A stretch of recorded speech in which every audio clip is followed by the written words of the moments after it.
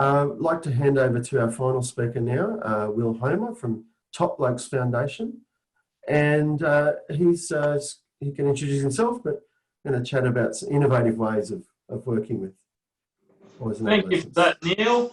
I hope that everyone can hear me quite clearly. That was a good tie over to talk about ADHD from Martin. It was an excellent presentation, and my presentation is probably going to take a bit of a turn in comparison to everyone else's, but I haven't gone with the PowerPoint because I know it's the last one of the day, and I thought I'd try to make it a little bit interactive. I will see, before I share my screen, I might just tell you a little about myself and about the organisation I work for. I've been working for 5 years with the Blokes Foundation down in the Illawarra. We've got bases here at the Illawarra Central Coast in Western Sydney, and we run a boys social education program. So primarily that works in high schools. It started with working with 15-year-olds, year 9, year 10 predominantly. We work in a mentoring capacity, and we've aimed at those 15-year-olds to start with because we think that that's probably at the time when either boys that are without a male role model start looking at external people to try to role model off, as well as maybe not so much looking up to their father as a hero any longer and looking for alternative sources as a role model as well. We've now got a primary school program as well as we work with some of the boys that are often seeking employment or are not quite participating with any services other than our own, up to the ages of 24. As I said, I've been doing this 5 years. Roughly, I probably work with about 1,000 young people, young men a year. So got a bit of experience working with young guys, but I'm sure a lot of you have well exceeded that. But I thought what I was going to do is I'm going to get my spin wheel up on the share screen. If it works, which I'm hoping technology does. And no, it does not want to work, which is going to be a pain. Oh, okay. That's going to be a major issue.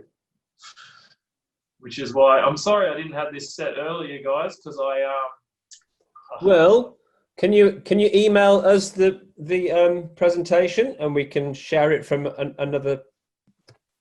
Yeah, I definitely can. It's just the factor that I tested this earlier, but now that I'm on your Zoom account, it's not already automated into my link box.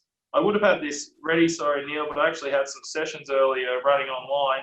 Will, do you want me to share it? Steph, it's Steph here. Oh, Even cool. easier. Yes. You've got that run wheel that was running from the other day. That'd be awesome. Yep, I'll pull it up. Is that Steph? I just probably need to make you co-host, Stephanie. Just 1 second. Awesome. Steph Abel. Steph Abel, yep.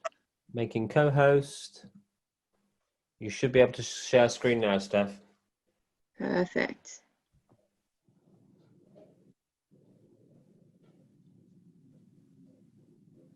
Can everyone see that? My wheel. All right, you just back to you, Will.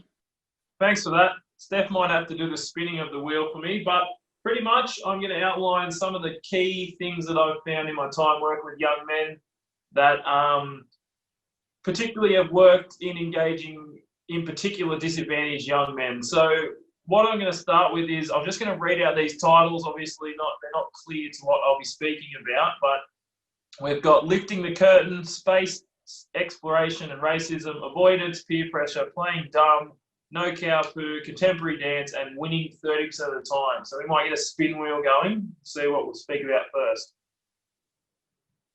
Winning 30% of the time. So this main point is to just focus on using that male competitive edge.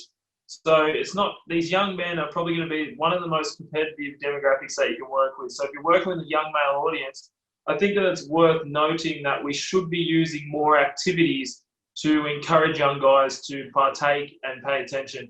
You can incentivize a young audience to pay attention through some kind of game. It's probably unfortunate that we've gone down the path that we're scared of loss. So too often we'll say that we want to engage a young audience, we want them to play a game, but everyone's got to win. I think that there's some very teachable moments with young people, in particular young men at these ages, to get comfortable with losing. The reason why I titled this Winning 30% of the Time is a top tip would be if you are structuring a game or you're planning on putting your messages within some kind of activity that has an outcome where there's a winner and a loser, you do want to try to create some kind of system where all participants get roughly a 30% chance of winning, because there's some pretty strong evidence that if you can keep someone's interest for quite a long time at 30% chance of winning, but once you've got either constant wins or no chance of winning, you probably lose your audience quite fast. We want to get another spin going. Okay, playing dumb. I'm only 8 or so years older than many of the boys that we speak to, so it's not a big gap, but I can tell you this already. Often you find that talking to young people, they might regard your information as irrelevant, dated, or that you don't have the true insight because of your age or knowledge. And even though you might have the textbook definitions, I think that it's very easy to lose an audience, particularly with a big age bracket, if they think that what you're saying is not relevant. So this is your opportunity to put the power in the young person's hands. So any opportunity where you can say that, oh, you guys seem like the experts in this, maybe you can teach us, is always an opportunity to give them some power, to learn off them, and also just plant small messages as you go. So it's not about giving them the whole power and letting them come home with the key messages. It's about learning off them and then saying, oh, it's interesting that you believe these certain things, and maybe you should this is what the data says, so let's see if it lines up with what you're thinking. I would say that this is the most relevant to an audience when it comes to a lot of things digital. So as I said, I'm not far away from the age bracket of the boys that I teach, but I can tell you when it comes to anything online, I'm way out of my depth. So recognizing when you're out of your depth and giving them the power, and then planting messages, or even saying, wow, if that's what it's like online, I'm glad I didn't grow up with that kind of stuff, is a good option to empower and kind of get forward a message when you are out of your depth. We'll get another spin. Okay, excuse my language, but I think we can think of what I'm referring to when I say no cow poo, nice little simile for cow poo. If you want to lose a young person's attention fast, and often their trust as well, then lying is the way to go around it. So it's good to recognize that there's a differentiation between lying and not telling something that may be factual. So my instance with this is often what people will do is, if you have the wrong information but it's coming from a good place and the boys can sense that that's where you're coming from, they're still going to react quite positively. But the second that they know that you are telling something infactual and you know it to be infactual, which is kind of the definition of a lie, it's probably going to go one ear and out the other. So I would say that this is quite common. For an example, when we're talking about marijuana. So marijuana and trying to get young people to not use marijuana is a very difficult conversation, especially in this current climate with a lot of countries legalizing the use and the ability for young people to go online and do their own research. So often maybe you might go with the more personal approach. So I often talk about the fact that from my experience with my friends, a lot of them that smoked at a young age seem to have a lot of mental health concerns. So that's a quite easy statement to make, and it doesn't lose your audience. But if you were to word it as marijuana causes schizophrenia, or that you know this thing because of one study, often if they've seen 10 studies that doesn't really confirm that point, you might lose them, and it might have been better to go with the first option of actually going with a more personal approach than a statistical or research-based one. Another spin. Pad winning, yep. Avoidance. So it's not what it sounds like. We're not talking about just completely avoiding them, but we're more talking about avoiding that awkward setup that I think a lot of young guys really struggle with, particularly those who have been part of any kind of traumatic experiences. So you're trying to break through with a young person and you're going with the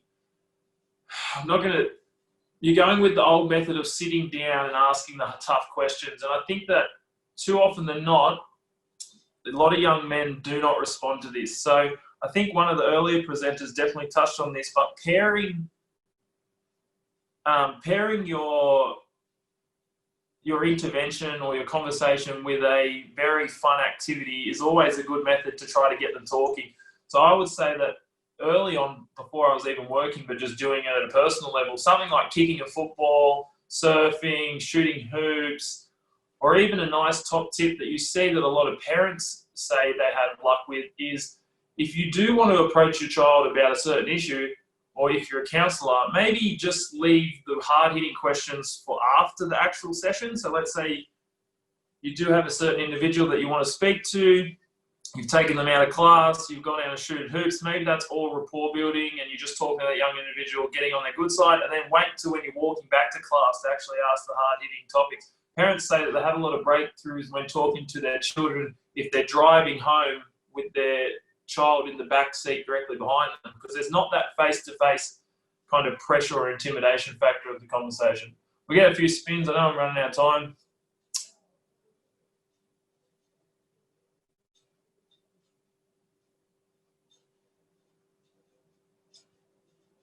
Peer pressure. So this one, a lot of people think of peer pressure and they straight away think of it as a negative, but I think we've got to pay due to influence. We've got to actually give it its due. So if a young person can have an influence on their peers, and this is going to be a group of people, particularly teenagers are probably the most affected by their peer influence than any other age bracket.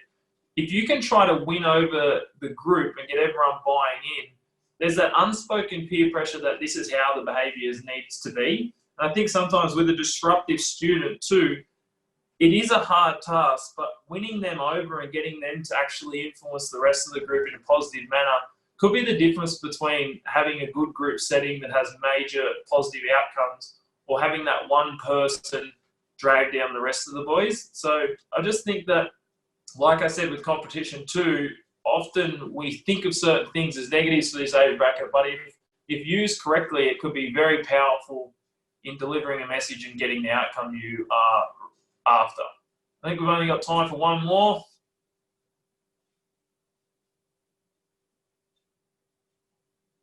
Okay, we're going to pretend that we just land on contemporary dance because I'm hoping some people have been asking or thinking about it. I was hoping for that one. Yeah, we're hoping for contemporary dance. Do you think it's easier if I just show you or explain it? Just show it? Show us. Okay, we'll show it. No, I'm only joking. It was a joke. The panel was about humour. So, not boys, I'm so used to talking to young men. Just having something interesting like that, embrace your own type of humour, particularly working with young guys. We're working with guys that probably are lacking male role models. I think that any fathers in the room or the guys listening would recognise that there's a role to fatherly dad jokes that are terrible that everyone laughs at that aren't really funny. And I think that earlier on when you're trying to engage a young person, if you can get them laughing, you're going to win them over faster than probably any other tool. So make sure to have a bit of humility. Don't be scared to make fun of yourself. And I hope you enjoyed that. And I'll answer any questions if I can. Good on you, Will. Thanks so much. You again, you sort of packed a lot into that. It was the range of different ideas about best ways to move forward with working with boys was fantastic.